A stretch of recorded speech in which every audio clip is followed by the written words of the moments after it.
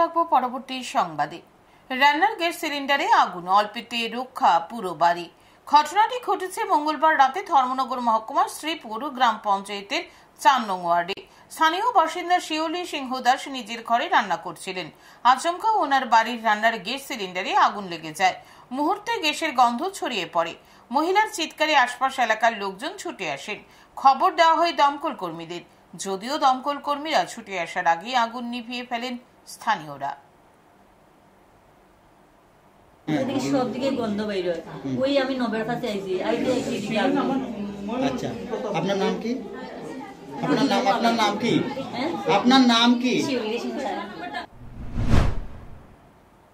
৪ নম্বর ওয়ার্ডে আমরা অভিযোগ পাওয়া যায়, মানে আগুন লাগছে গ্যাসের সিলিন্ডারে। আমরা লোকাল পাবলিকে তারা নিভেই লিছে, সিলিন্ডারের বাইরে বার হয়ে গেছে। বাড়ির মালিকের নাম কি? শিউলি সিংহ রায়।